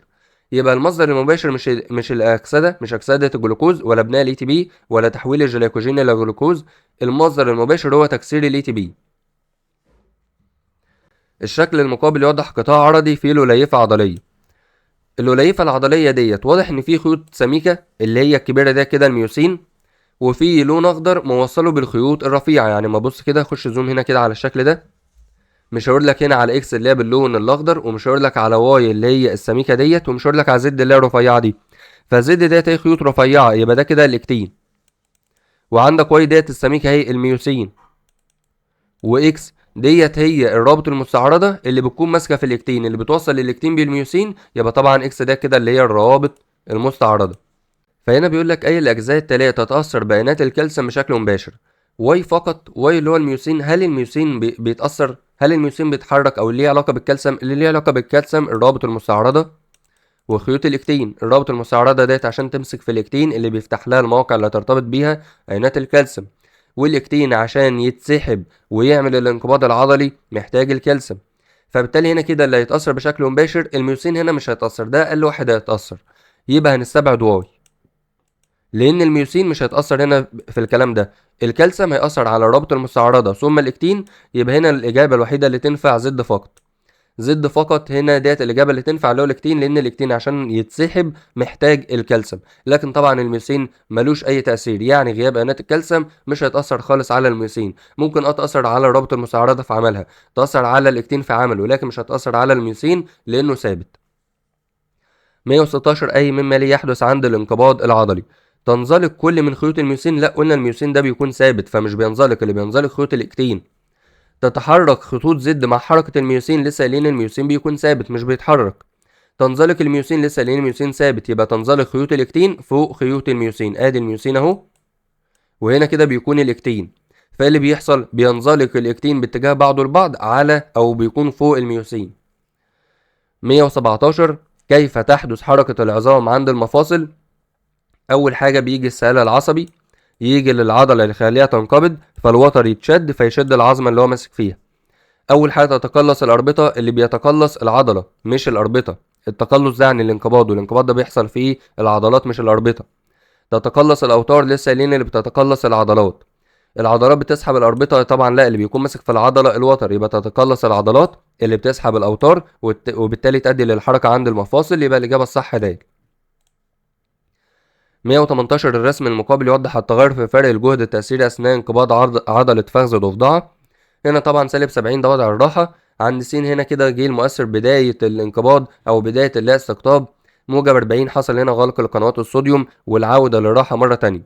هنا بيقول لك أي المراحل بتمثل فترة دخول أيونات الصوديوم وتحول حالة الغشاء لحالة إزالة الاستقطاب. من عين لس لسه -70، يبقى هنا كده ما دخلش أيونات الصوديوم.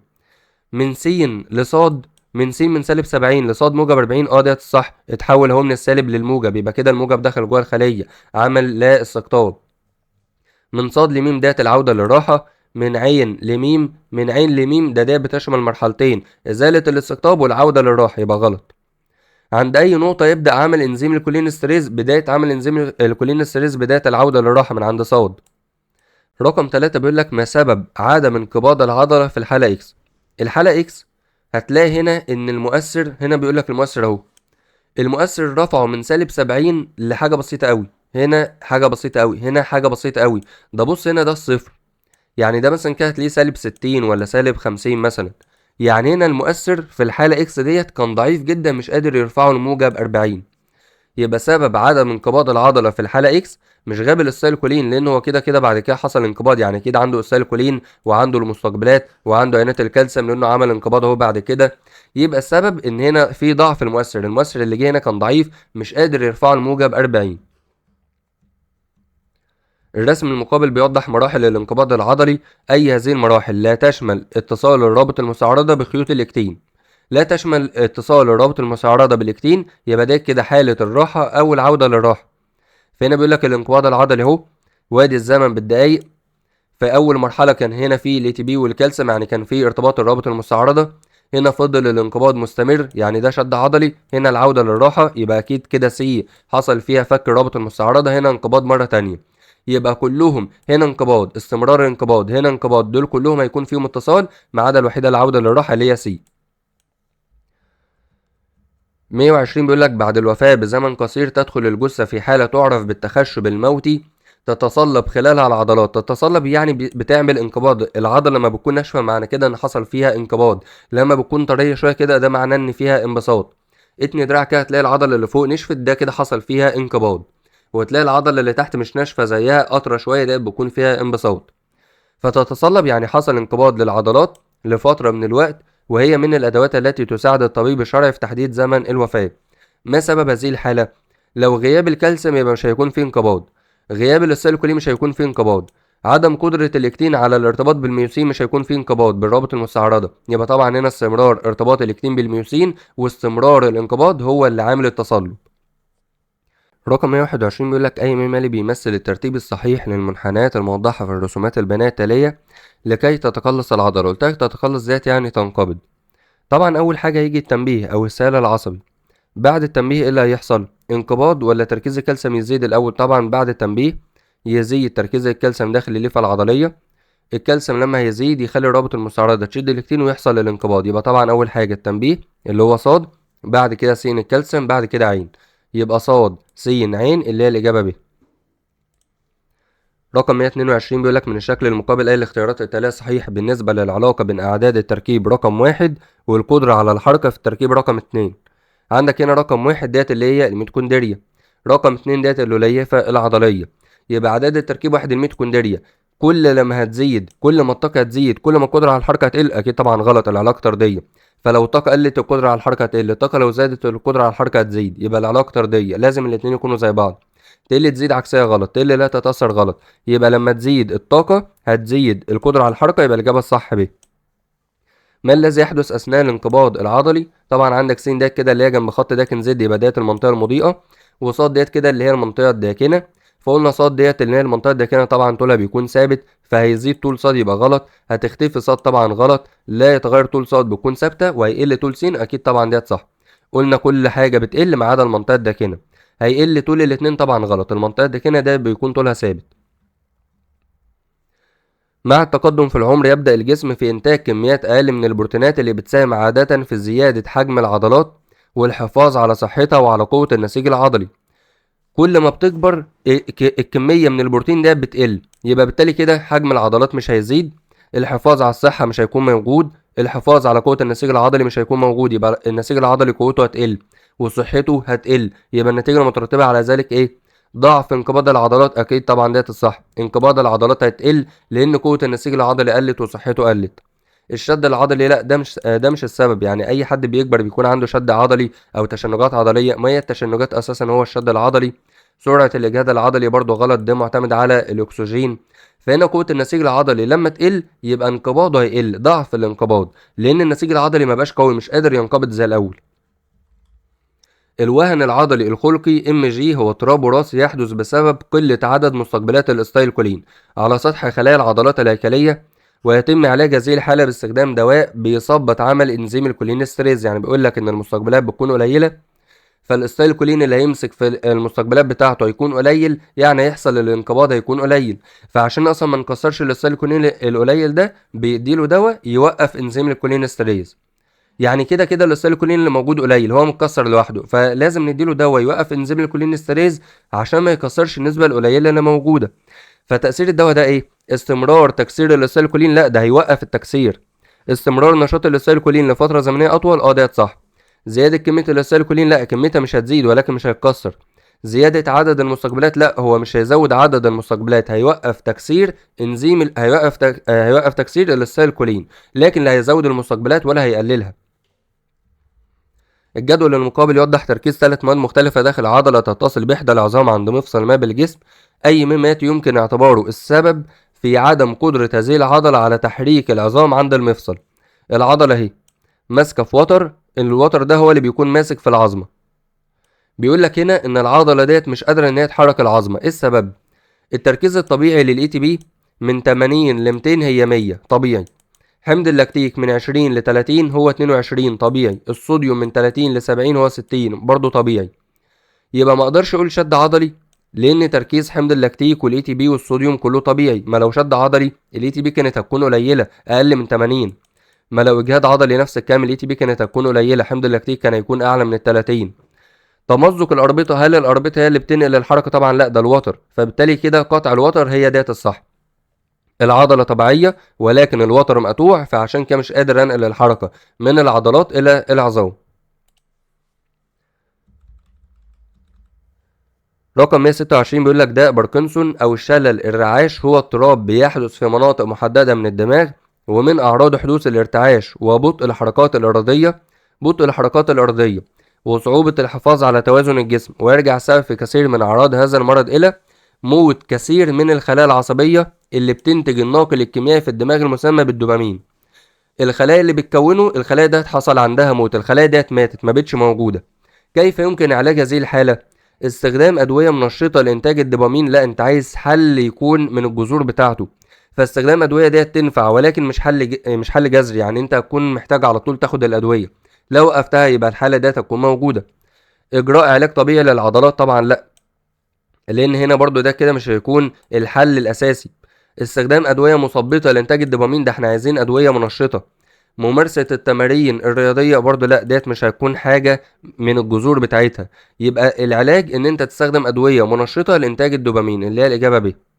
رقم 127 بيقول لك ايه الأشكال التالية تتضح به الحالة الكهربية الصحيحة للوليفتين العضليتين لحدوث الحركة الموضحة بدون خلل؟ طبعا انت عندك اللي فوق ديت، او يعني القاعده العامه، العضله اللي سمكها بيكون كبير ده بيكون في حاله انقباض، وطالما حاله انقباض يبقى اللي هيكون جوه موجب واللي بره سالب. فبص مثلا هنا ديت كده حجمها كبير، يبقى ديت في حاله انقباض، اللي جوه سالب يبقى غلط. هنا ديت حجمها كبير، اللي جوه موجب اللي بره سالب. هنا ديت حجمها اصغر، يبقى ديت انبساط، اللي جوه موجب طبعا غلط، ده دي كده هيكون انقباض. هنا ديت حجمها اصغر، يبقى اللي جوه موجب طبعا غلط، ده ديت كده انقباض. فهنا ديت كده حجمها صغير، يبقى ديت حاله انبساط، اللي جوه سالب واللي بره موجب. ديت اللي سمكها كبير حاله الانقباض، فاللي بره موجب اللي جوه سالب. ديت الصح اللي هو الاختيار الف. لماذا يتم عمل علاج طبيعي لهذه الحاله بعد ازاله هذه الجبيره؟ الجبيره بالشكل ده بتفضل مثبته المفصل على الوضع ده، فبيكون في حاله اسمها تيبس المفاصل او تيبس العظام. التيبس ده اللي هو عباره عن ايه؟ انت بتفضل مثبت الدراع بالشكل ده، تقعد مثلا في الجبيره ديت 3 اسابيع اقل حاجه، فهيقول لك ان المفاصل موجوده بالشكل ده او ثابته للحركه ديت لفتره طويله، ده بيعمل تيبس، يعني مش واخده ان هي تتحرك، الاربطه وقفت، العضلات وقفت، فبالتالي انت بتكون محتاج تعمل علاج طبيعي عشان تبدا ان انت تحركها تاني. عارف مثلا لو واحد لسه شارك كبيره، تلاقيه بيبدا يحرك صبعه مش قادر يحركها قوي، العضلات مش واخده ان هي تتحرك، بقالها فتره كبيره مركونه ومتثبته، الاربطه نفس الكلام، الاوتار نفس الكلام. يبقى انت بتعمل علاج طبيعي ليه؟ عشان ترجع تخليه يتحرك مره تانية. يبقى علاج تاكل الغضاريف؟ طبعا لا. لتقويه الاربطه او تقويه الاوتار؟ طبعا لا، هو مش هيقوي الاوتار ولا مش هيقوي الاربطه، هو عايز يرجعها تشتغل مره تانية. يبقى الاربطه مثلا مش شغاله وهو عايز يديها قوه على قوتها؟ لا، هو عايز بس يرجعها تشتغل زي ما كانت. يبقى هو عايز يعالج التيبس اللي حصل في مفصل الكوع. فالتيبس ديت اللي هي عباره عن ايه؟ زي ما قلت لك كده، ان هو واقف لفتره كبيره ما بيتحركش، فتحسه كده زي ما يكون متزمد، انت عايز تفكه واحده واحده. يبقى علاج التيبس عشان تخليه يفك كده ويرجع يشتغل مره تانية. رقم 129 بيقول لك يتعرض بعض الرياضيين الى الاصابه بالاجهاد العضلي، وتظهر حالات الاجهاد عاده بعد فتره من التمرين، اي مما يلي يعد سبب هذه الحالات؟ الحاله ديت الاجهاد العضلي. ممارسة التمارين المعتادة في الوقت المعتاد، ان انت كل يوم مثلا بتعمل تمرين في وقت انت معتاد عليه، وليكن مثلا من الساعة 8 للساعة 9، هو ده سبب الاجهاد؟ طبعا لا، سبب الاجهاد ان انت بتعمل حركة مستمرة، بتعمل مجهود عنيف. ممارسة التمارين البسيطة، التمارين البسيطة مش هتعمل اجهاد. ممارسة التمارين القوية في وقت اقل من المعتاد، هو ده اللي يعمل اجهاد. يعني انت مثلا بتعمل تمارين قوية، وليكن مثلا ان انت هتجري 2 كيلو مثلا، وليكن مثلا في 10 دقايق، انت جيت قلت انا هجريهم بس في دقيقتين، فعملت مجهود اكبر. او انت مثلا بتشيل حديد، وليكن مثلا بتشيله على ساعة، بتشيل شوية وتريح شوية، انت لا، قلت انا هشيله في ربع ساعة، فعملت بتشيل على طول من غير ما ترتاح، ده اللي يعمل اجهاد عضلي. ممارسة التمارين المعتادة في وقت اطول من المعتاد، بدل ما كانوا التمارين المعتادة ديت بتاخد منك نص ساعة، لا انا هخليهم ساعة، وكل شوية ارتاح واشرب مية، ده كده اصلا هيمنع الاجهاد او هيقلله. يبقى اللي هيعمل الاجهاد ان انت هتمارس تمارين قوية، وكمان في وقت اقل من المعتاد. لو بتاخد نص ساعة ترتاح شوية، لا انت بقيت دلوقتي تاخد 10 دقايق ومنعت وقت الراحة، فطبعا ده اللي يعمل اجهاد عضلي. ما الذي يمكن استنتاجه بالنسبة لحالة إحدى العضلات عند وجود تركيز عالي للأستايلكولين خارج الليفة العضلية؟ طبعا ده هيعمل انقباض. ووجود تركيز عالي من حمض اللاكتيك داخل الخلية، حمض اللاكتيك موجود بتركيز عالي داخل الخلية، يعني العضلة ديت عضلة مجهدة، وكمان في تركيز عالي من الأستايلكولين، يبقى هيعمل انقباض على الإجهاد. يبقى ديت هتكون طبيعية في حالة انبساط، ديت مش هتكون في حالة انبساط، في تركيز عالي من الأستايلكولين، يبقى ديت في حالة انقباض.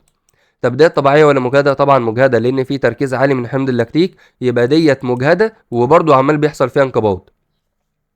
اي مما يلي بيمثل حاله العضله عنده وجود حمض الخليج خارج الليفه العضليه وحمض اللاكتيك بداخلها. قلت لك حمض اللاكتيك موجود داخل العضله، يبقى ده كده عضله مجهده، يبقى ده كده مش حاله شد عضلي، ده كده حاله اجهاد. بدون اجهاد طبعا لا، في اجهاد، يبقى ده كده مع حدوث اجهاد عشان حمض اللاكتيك موجود بداخل العضله. طب حمض الخليج خارج الليفه العضليه، طالما حمض الخليج موجود بره الخليه مش اسيتيلكولين، يبقى كده هكسر الاسيتيلكولين حوله الى الكولين وحمض خليج، يبقى رجع للحاله الطبيعيه، رجع للانبساط مش انقباض، يبقى رجع للانبساط بس لسه الاجهاد موجود، لسه الاجهاد موجود عشان حمض اللاكتيك لسه موجود. السؤال اللي بعده رقم 132 بيقول لك من الرسمين البيانيين التاليين ما سبب ضعف انقباض العضله C2 عن C1 وزياده فتره R2 عن R1؟ سبب ضعف انقباض C2، ادي C2 اهي، الانقباض العضلي هتلاقيه هنا ضعيف، لكن C1 هنا الانقباض اكبر، يعني هنا قوة الانقباض لو ديت مثلا 50 هتلاقي ديت قوة الانقباض وليكن مثلا 30، يبقى هنا بيقول لك ما سبب ضعف انقباض C2 عن C1 وزيادة فترة R2 عن R1. بص هنا عشان ترجع للحالة الطبيعية خدت زمن كبير قوي، لكن بص دي عشان ترجع للحالة الطبيعية ما خدتش زمن كبير، لان ديت عضلة عادية لكن ديت عضلة متعبة عندها الاجهاد العضلي، فالسبب عدم تحرر الناقل العصبي، لا اتحرر وعمل انقباض ولكن خد فترة كبيرة على ما رجع للحالة الطبيعية، وعشان عضلة مجهدة ما قدرتش تعمل انقباض بقوة كبيرة. زيادة تركيز ثاني أكسيد الكربون في ألياف العضلة 2، لا السبب مش ثاني أكسيد الكربون، السبب حمض اللاكتيك الإجهاد العضلي. تراكم أحد نواتج التخمر، طبعا التخمر ده اللي هو التنفس اللاهوائي، فتراكم أحد نواتج التخمر اللي هو حمض اللاكتيك، ديت صح في العضلة 2 وده اللي عامل لها الإجهاد. غياب الاسيلكولين طبعا لا، قلت لك الاسيلكولين موجود في الاتنين والدليل على كده ان حصل انقباض في الاتنين. السؤال اللي بعده بيقول لك الرسم البني المقابل بيوضح معدل استهلاك الاكسجين اثناء ممارسه احد التمرينات الرياضيه، اي مما يلي لا يميز الفتره س. عندك هنا استهلاك الاكسجين الفتره س من 5 ل 10، هتلاقي هنا استهلاك الاكسجين كان لسه في الاول، كان لسه الاستهلاك قليل، يبقى هنا ده بيعبر عن انقباض عضلات، ماشي تنفع. زياده معدل التنفس برضو تنفع، الاحتياج لمزيد من الاكسجين عشان كده بدا يستهلك اكسجين برضو تنفع. لكن هنا بيقول لك اكسده حمض اللاكتيك طبعا لا، ليه؟ يبقى طبعا كده اللي هي لا تميزها اللي هي الاجابه د، لان هنا كان لسه بادئ استهلاك الاكسجين، يعني انت عندك استهلاك الاكسجين هنا في الاول كان لسه عندك وفره من الاكسجين وبتستهلك اكسجين بكميه قليله، فانت ما كنتش خلاص استهلكت كل الاكسجين اللي في الجسم. لكن مثلا عند المرحله ده كده انت استهلكت تقريبا اكبر كميه من الاكسجين واستهلكت كل الاكسجين اللي في الجسم، يبقى انت كده تبدا تدخل بقى في التنفس اللاهوائي اللي هو يكون عنده تراكم حمض اللاكتيك.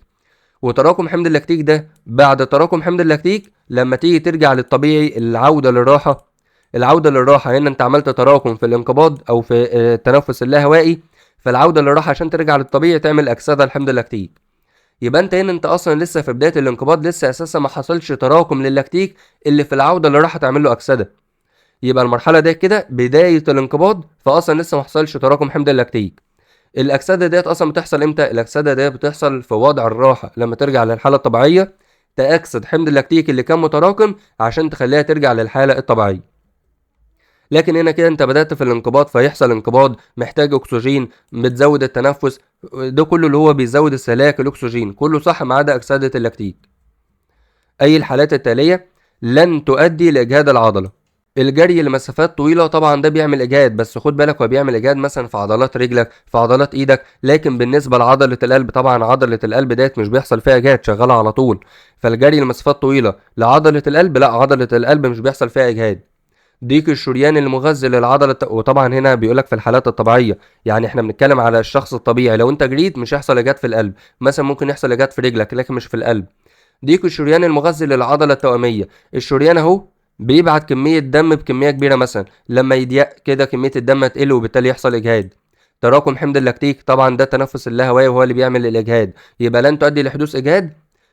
طبعا هي هتكون الف الجري لمسافات طويله، يبقى احنا كده قلنا اللي بيعمل اجهاد ضيق الشريان المغذي، قلنا ده طبعا هيعمل اجهاد. تراكم حمض اللاكتيك قلنا ده هيعمل اجهاد. تنفس العضله اللاهوائي وتراكم حمض اللاكتيك ده الاجهاد، يبقى طبعا لن يؤدي لحدوث اجهاد الجري لمسافات طويله بالنسبه لعضله القلب، ده الاجابه الصح. اي مما يلي يعد من اسباب حدوث الشد العضلي. الشد العضلي ده ناتج بسبب نقص الاي تي بي، الروابط المستعرضه تفضل ماسكه في الاكتين. فهنا بيقول لك تساوي كميه اي تي بي المستهلكه مع كميه اي تي بي المتكونه. يبقى كده مفيش عجز في الاي تي بي، الكميه اللي انت انتجتها هي نفس الكميه اللي انت استهلكتها، فبالتالي كده مفيش عجز في الاي تي بي، يبقى ده كده مش هيعمل شد عضلي. الشد العضلي نقص في الاي تي بي. نقص في الاي تي بي يعني ايه؟ يعني انت بتنتج 5 اي تي بي، دول كده انتجتهم، انا استهلكت الخمسة اي تي بي واستهلكت كمان عليهم او محتاج استهلك كمان عليهم 5 كمان، يبقى هنا كده في عجز في الاي تي بي. لكن لما الكميه المستهلكه تساوي الكميه المتكونه، ده كده مفيش عجز، مفيش نقص في الاي تي بي. انخفاض كميه الاي تي بي المتكونه مقارنه بكميه الاي تي بي اللازمه للانقباض، ده صح. ليه بقى؟ لان انت عندك هنا الاي تي بي اللازمه للانقباض 10، انت انتجت 5، انا خدتهم كلتهم ومحتاج 5 كمان، يبقى انت كده عندك نقص في الاي تي بي. اكسده حمض اللاكتيك لسه قايل لك تراكم حمض اللاكتيك ده الاجهاد، لكن اكسده حمض اللاكتيك المتراكم يعني انت كده ترجع للطبيعي، يبقى ده العوده للراحه اصلا، وده كده توافر الاي تي بي. استهلاك كل الجليكوجين المخزن في العضله ده بيعمل اجهاد عضلي مش شد عضلي، يبقى الشد العضلي انخفاض الاي تي بي. الرسم المقابل يوضح نشاط احدى العضلات الهيكليه، ما سبب التغير الذي حدث للعضله في الفتره س. الفتره س هتلاقي هنا كان في انقباض وانبساط، انقباض وانبساط، بس هنا بقى ضعيف. قوة الانقباض والانبساط بقت ضعيفة. ليه؟ طبعا هنا حصل اجهاد، انت عمال تنقبض تنقبض تنقبض تنقبض، يبقى اكيد هيتعب، هنا حصل اجهاد عضلي. فهنا هو بيقول لك سرعة استهلاك الجليكوجين في العضلة ديت صح، ولكن هل السبب سرعة استهلاك الجليكوجين ولا الإجهاد؟ هنا السبب الإجهاد. عارف إن استهلاك الجليكوجين هو اللي بيعمل الإجهاد، إن هو اللي بيكون حمض اللاكتيك، ولكن السبب الرئيسي هو تراكم حمض اللاكتيك نتيجة إجهاد العضلة. يبقى السبب الرئيسي سرعة استهلاك الجليكوجين؟ لا، مش إجابة كاملة. السبب الرئيسي إيه؟ تراكم حمض اللاكتيك نتيجة إجهاد العضلة. العضلة هنا حصل لها إجهاد فقوتها بقت ضعيفة، مش قادرة إنها تنقبض. انسداد مفاجئ للشريان؟ لا، ديت مش حاجة مفاجئة، لأنه كان عمال ينقبض، فكتر الانقباض ده هو اللي حصل تعب عضلي أو إجهاد عضلي. سرعة استهلاك الجلوكوز الواصل للعضلة؟ طبعا لا، ده هنا في بطء في الجلوكوز، عشان كده الطاقة ما بقتش كافية للانقباض بقوة كبيرة. السؤال اللي بعده بيقول لك ايه الاشكال التاليه بيوضح حاله ليف عضليه في حاله الشد العضلي بعد انتقال السائل العصبي للليف العضلي. طالما السائل العصبي اتنقل من الخلايا العصبيه للخلايا العضليه، يعني كده هو خرج منها، يعني هترجع للحاله الطبيعيه. فالخلايا العصبيه تكون في حاله الراحه، يبقى اللي جوه يكون سالب واللي بره موجب، اللي جوه موجب يبقى غلط. طالما اللي جوه موجب يعني كده السائل العصبي ما اتنقلش، السائل العصبي لسه واقف في الخلايا العصبيه، لكن طالما اتنقل وخرج منها هترجع للحاله الطبيعيه، فاللي جوه سالب واللي بره موجب. طب الخلايا العضليه؟ قال لك حاله الشد العضلي يعني الانقباض مستمر، يعني اللي جوه هيكون سالب غلط، اللي جوه هيكون موجب، يبقى الاجابه الصح د. ديت ترجع للحاله الطبيعيه سالب موجب، ديت شد يعني الانقباض مستمر موجب سالب، يبقى الاجابه الصح زي ما قلنا د. رقم 138 بيقول لك قد يصاب احد الاشخاص بنزيف نتيجه للشد العضلي. حصل شد في العضله والشد ده نتج عنه نزيف. هل هنا انت بتتكلم على تراكم حمض اللاكتيك اللي هو الاجهاد؟ لا، احنا هنا بنقول شد، الشد مش اسبابه تراكم حمض اللاكتيك، ده تراكم حمض اللاكتيك ده اجهاد مش شد. طب هنا لما يحصل شد عضلي يعني انت حصل عندك انقباض مستمر في العضله، خيوط الرابط المستعرضه ماسكه في خيوط الاكتين مش عايزه تسيبها، يبقى هل كانت هتعمل تمزق في الاربطه ولا هتعمل تمزق للوتر؟ طبعا انت لا هتعمل تمزق وتر ولا هتعمل تمزق اربطه. العضله منقبضه شدت الوتر شد العظمه، لا عملت تمزق في وتر ولا تمزق في اربطه. لكن النزيف ده يكون سببه ايه؟ سببه فقدان العضلات لمرونتها، لان مرونه العضله ان هي تقدر تتمدد مره تانية وترجع لطولها الطبيعي، ان هو يزيد وترجع للحاله الطبيعيه. لكن استمرار الشد، انت عملت تشدها تشدها تشدها فتلاقي العضله تتقطع، العضله تتمزق، وهو ده اللي يعمل النزيف ونزول الدم، يبقى ده كده فقدان العضلات لمرونتها. 139 بيقول لك كل مما ياتي يحدث عند غياب انزيم الكولينستريز. انزيم الكولينستريز لما يغيب يبقى كده الانقباض هيستمر، فعدم العوده لوضع الراحه ديت صح. استمرار حاله اللا استقطاب اللي هو الانقباض صح، وبالتالي كده عدم استقبال مؤثر جديد عشان انت لسه عندك المؤثر الاول، يبقى برضو ديت صح. فبالتالي كده كله هيحصل ما عدا ايه؟ تكوين حمض الخليك والكولين، كله هيحصل لما يغيب انزيم الكولينستريز ما عدا يبقى اللي مش هيحصل تكوين حمض الخليك والكولين، مستحيل يتكونوا لان اللي بيكونوا من انزيم الكولينستريز، فلما يغيب اكيد كل حاجه تحصل ما عدا تكوين حمض الخليك والكولين. اخر سؤال اختياري: الى ماذا يشير استمرار تكوين معقد الاكتين والميوسين معقد الاكتين والميوسين يعني الرابط المستعرضه ماسكه في الاكتين، فبالتالي ده كده استمرار التكوين يعني الانقباض مستمر، فبيشير لتراكم حمض اللاكتيك الايجاد تنفع. ضعف التأثير العصبي طبعا غلط، ده التأثير العصبي كده تأثيره عالي او زايد لانه هو مكمل في الانقباض. زيادة الاستقطاب طبعا غلط، زيادة اللا استقطاب. نقص جزيئات الاي تي بي، ديت صح، نقص جزيئات الاي تي بي داخل الليفة العضلية. يبقى ضعف التأثير العصبي غلط لأنه زايد. زيادة الاستقطاب غلط، ده هيكون زيادة الانقباض أو زيادة اللا استقطاب. نقص الاي تي بي صح. طب ايه أكتر حاجة صح فيهم؟ تراكم حمض اللاكتيك تنفع، نقص الاي تي بي تنفع، ولكن هنا بيقول لك استمرار تكوين معقد الاكتين والميوسين. هل حمض اللاكتيك هو اللي بيخليهم يفضلوا مستمرين؟ طبعا لا. السبب فيهم ايه؟ السبب فيهم نقص الاي تي بي، لان اللي بيفصلهم الاي تي بي. فلو تراكم حمض اللاكتيك هو اللي هيؤدي لتكوين الاتصال، يعني هو اللي بيخلي رابط المستعرضه تنفصل، وده غلط. مين اللي بيفصل رابط المستعرضه؟ الاي تي بي. فلما يقل يبقى كده معقد الاكتين والميوسين هيفضل مستمر. يبقى طبعا الاجابه الصح هتكون ناقص الاي تي بي، مش قادره تفصل الرابط المستعرضه عن الاكتين، وبالتالي يستمر تكوين معقد الاكتين والميوسين. كده خلصنا اسئله الاختيار كلها على الفصل الاول الدعامه والحركه. ان شاء الله الفيديو الجاي نحل فيه اسئله المقال كلها. شكرا لكم على المشاهده، كان معكم مستر احمد شرقاوي. انا طبعا بحبكم في الله، والسلام عليكم ورحمه الله وبركاته.